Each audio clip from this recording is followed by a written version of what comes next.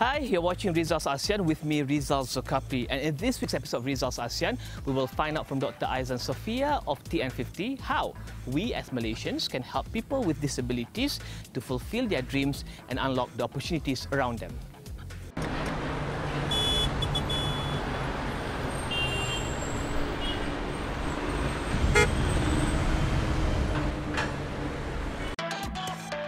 Dr. Aizan Sofia Amin is a lecturer in Universiti Kebangsaan Malaysia and one of TN50's 23 ambassadors.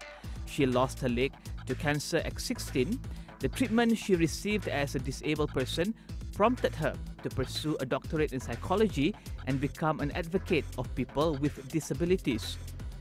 Rizal's ASEAN travelled with Dr. Aizan to Yogyakarta, Indonesia to meet with disability rights activists and President of Ohana Indonesia, Ibu Risnawati Utami. Dr. Aizan and I had a long discussion about the disabled rights movement and awareness in Malaysia, particularly about women and youth with disabilities. And you also had conversations with 33 disabled women as part of your studies with regards to disability in Malaysia. What are some of their challenges and how are these challenges unique to the people that you've interviewed? I found that the majority of the challenges are just like disabled men in terms of accessibility. But in terms of at personal level, for example, because they are women, they have some gender issues. For example, in realizing their potential as a woman, for example, in terms of fulfilling their desire to be loved, to get married, and to also have kids, to become a mother. So that's become the major challenges that I found very significantly different than men, because many families in Malaysia, they refuse to accept disabled women as their daughter-in-law. When, for example, in many cases that I interviewed the 33 disabled women, many of them get rejected by their potential family-in-law when they want to get married with their son.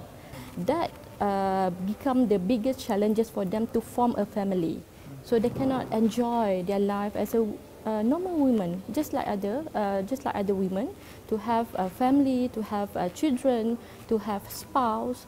So many of them become frustrated and have emotional issues because of that. So now we have you as one of the TN50 ambassadors. How will this raise awareness about disability and how we should move forward with improving the life of the disabled people in Malaysia? As a TN50 ambassador, I inspire disabled women in Malaysia to never ever give up.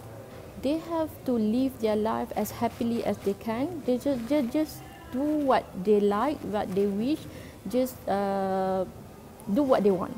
Don't take other people's negative words embedded into their life. They just try to prove to them that they are not what other people think about them. What about youth with disability in Malaysia?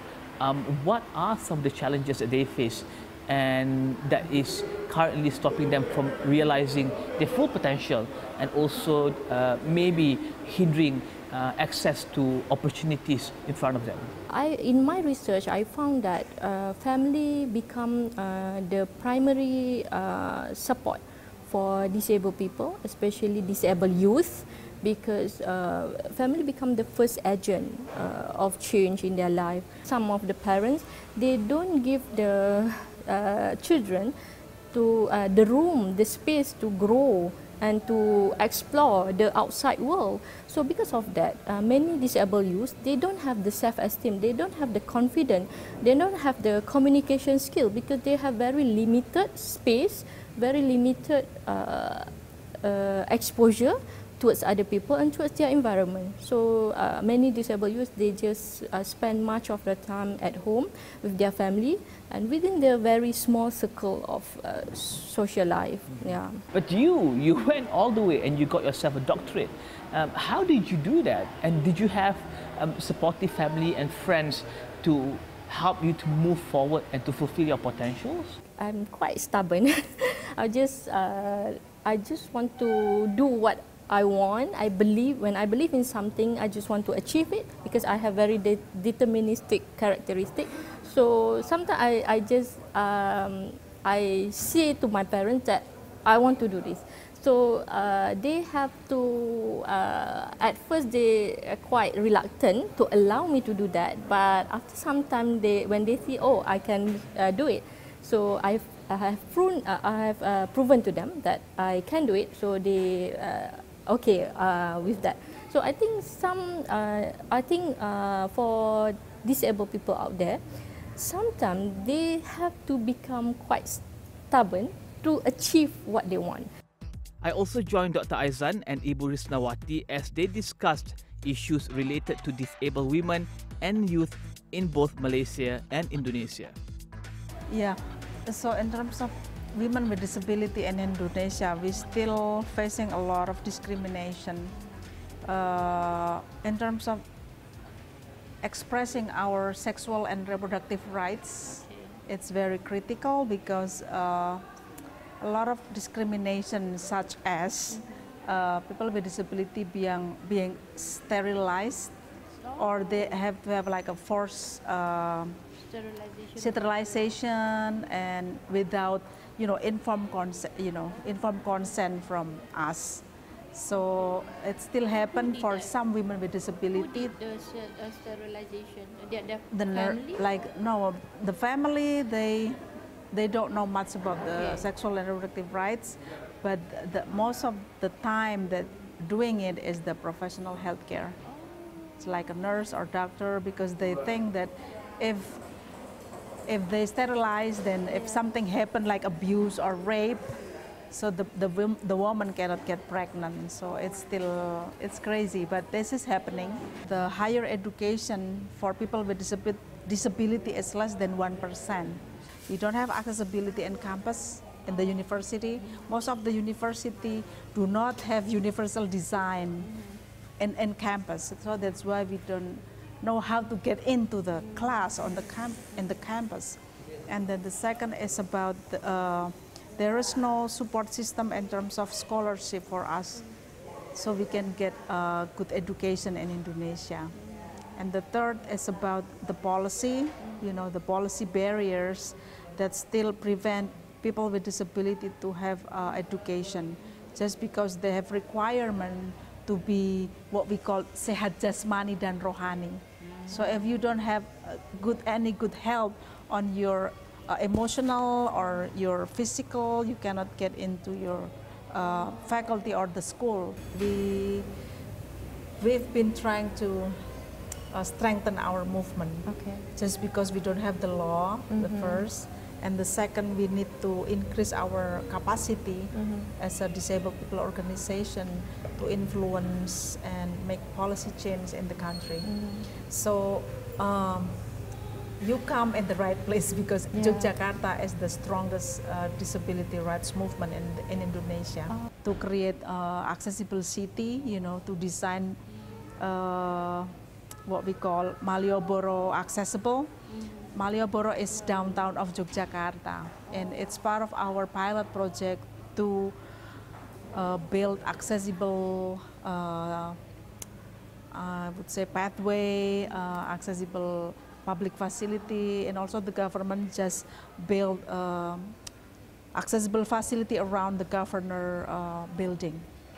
And actually this kind of pilot project we can share because it's involve us as a DPO to work together with the government, and this is a good best practice for us because Indonesia has adopted the SDGs, and actually this is cross-cutting with SDGs 11, which is sustainable community and cities. Plus Indonesia also adopted the new urban development agenda that was, created by the UN Habitat. And Ohana is part of the group, DPO group, that also leading DPO Indonesia, to ensure that the UN Habitat adopting the CRPD and the new urban development agenda. Yeah, I think we share quite a lot of similarities also in terms of we are also adopting the SGD, and we are also ratified to the UN CRPD, and we also have the action plan for people with disability, and I think we are at the same level as well in terms of implementing the law for people with disability, that we have the best practice, and then we want to ensure the right of disabled people, but we still try to find the mechanism, the best way how we can enforce and implement the law so that we can make sure that the disabled people rights can be protected and actualized. We spent the second day in Yogyakarta at Ohana Indonesia's facility. Ohana Indonesia had arranged for an engagement session with the local authorities and families of people with disabilities. One of the sessions was to hand over a wheelchair to a family with a disabled child. The US-made wheelchair was specially delivered to Indonesia by David Richard, the founder and president of Global Mobility, who is also Ibu Risnawati's husband. The wheelchair was retrofitted to fit the needs of the child. So, Dr. Aizan, we've come to the end of our trip here in Yogyakarta. Maybe you can share with us what are some of the key learnings that we have obtained from this trip in Yogyakarta and from our meeting with Ibu Risna and her organisation Ohana Indonesia.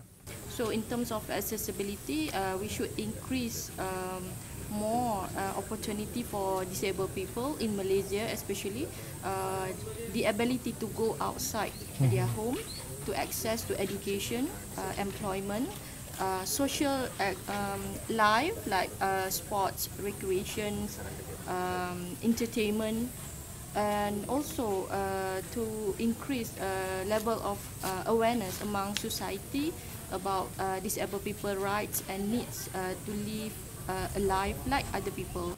And I think lastly, as we move forward, we realize that we should not be looking at what we have right now to prepare for the future.